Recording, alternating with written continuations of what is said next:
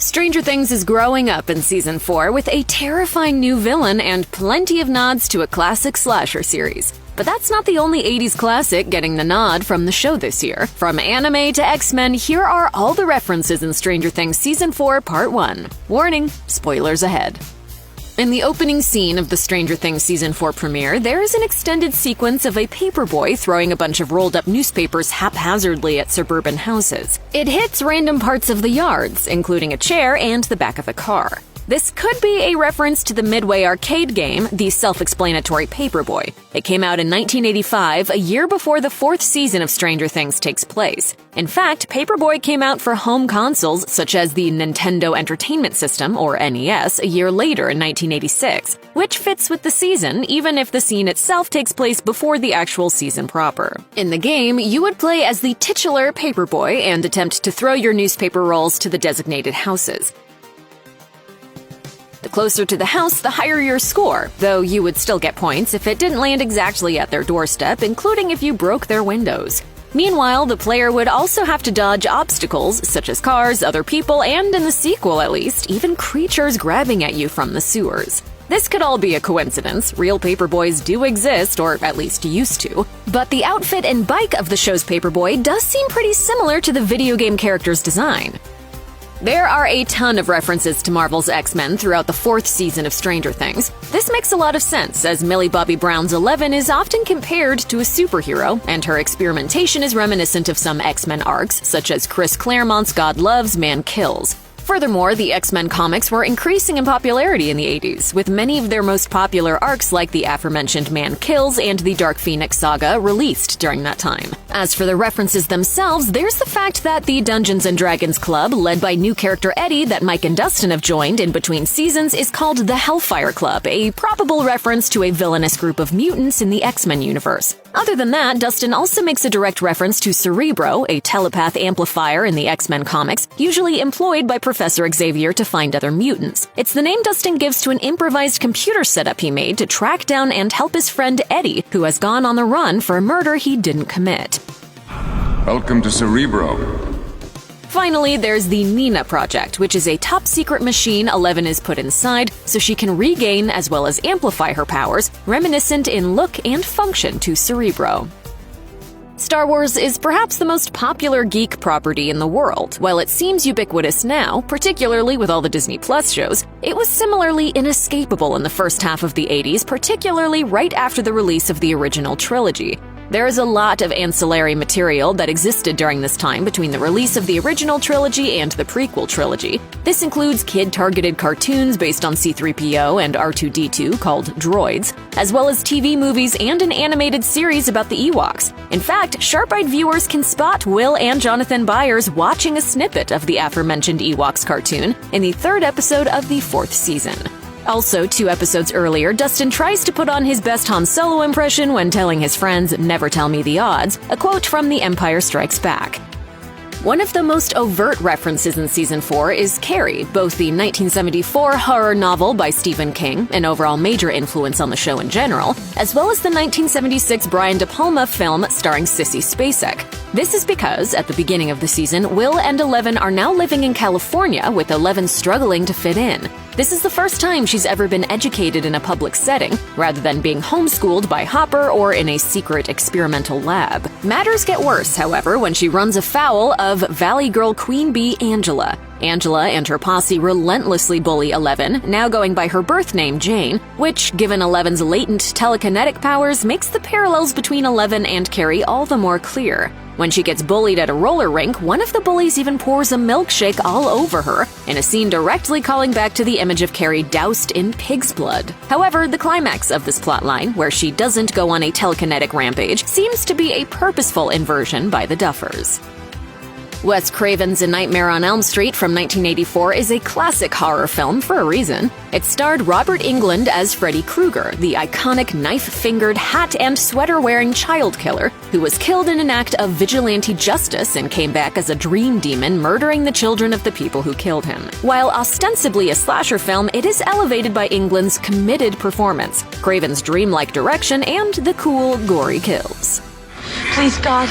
This is God. Season 4 of Stranger Things revels in a Nightmare on Elm Street references. The villain uses the fears and anxieties of teens to kill them.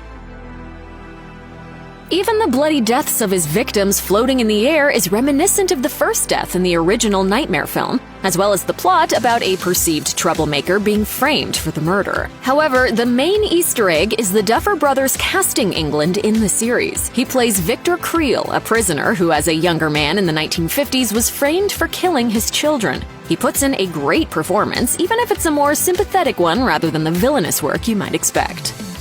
The popular tabletop role-playing game Dungeons & Dragons, or D&D, has always been a big part of Stranger Things. In fact, the pilot episode opens with the main quartet, Mike, Dustin, Lucas, and Will, playing the RPG. It even plays a pivotal role in the characters defeating the villains of the Upside Down throughout the series. This includes helping them understand the fourth season's new villain, which they've dubbed Vecna, based on a wizard who harnesses the powers of a dark realm.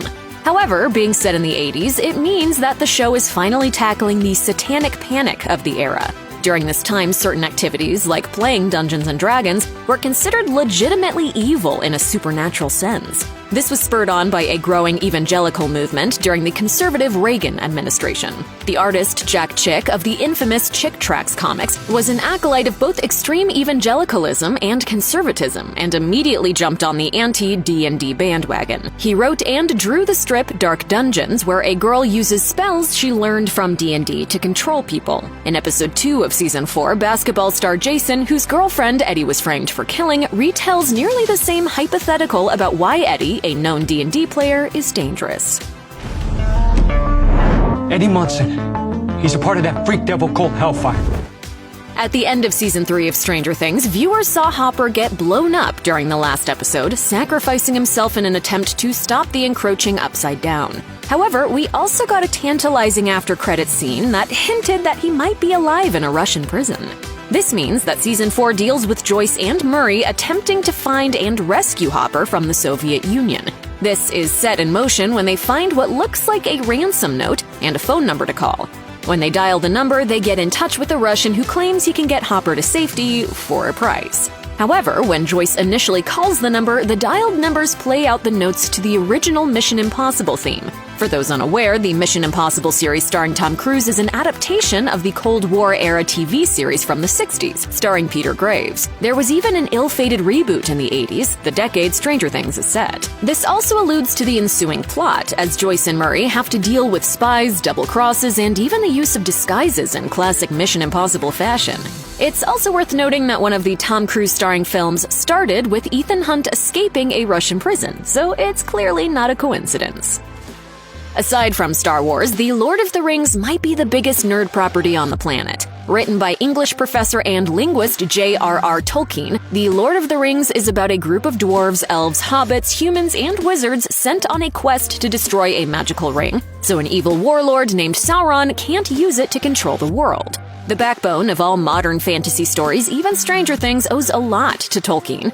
So, during the penultimate episode of Season 4, it's no surprise when Eddie compares the mission to stop Vecna with stepping into Mordor to stop Sauron.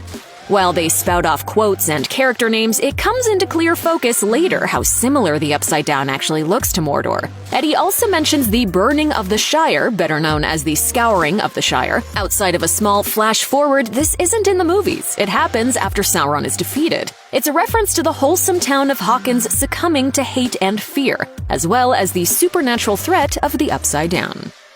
The grandfather clock motif throughout the fourth season of Stranger Things seems out of place at first glance. Eventually, it is made clear that such references are to the original Creel house, where one first realized his latent and devastating psychic powers. However, more than that, this is a reference to the classic graphic novel Watchmen by Alan Moore and Dave Gibbons. Clocks play a big part in the comic in a couple ways. For one, there's the Doomsday Clock ticking ever closer to midnight. There's also the Watchmen character John Osterman, who is put into a particle accelerator and ripped apart into atoms, but eventually reconstructs himself into an all-powerful superhero. In the comics, John Osterman's father was a watchmaker, and it is heavily implied that his father's tutelage gave Jonathan the knowledge of how things are put together, and is what helped him reconstruct himself after being split apart. This becomes more clear as one describes his backstory to Eleven and Nancy in a montage scored by Philip Glass's Pruitt Igoe and Prophecies, the same song Zack Snyder used in his 2009 Watchmen feature film adaptation. Though the seminal dystopian sci-fi anime feature Akira didn't come out until 1988, 2 years after the 4th season of Stranger Things is set, the manga that the anime was adapted from initially came out in 1982. Much like The Tale of Eleven, the Akira story focuses on a group of children with latent psychic abilities being controlled, monitored, and experimented on by a corrupt government agent. That is, until one of the children, Tetsuo, escapes and wreaks havoc on New Tokyo. Tetsuo eventually is overcome by his own abilities, becoming horribly disfigured. This is very similar to the fate of One, who tricked Eleven into freeing him. This includes the disfigurement, with the tentacles being similar to the veiny tentacled hand of Tetsuo during the climax of Akira. This place and the people here are not what you think. As well, One has a very anime look, with his hair, though blonde, styled in a way similar to Tetsuo, as well as his face being lit in a way that makes his facial features reminiscent of the character. Even the final disintegration in the show, initiated by Eleven, has visual similarities to shots from the classic anime and manga.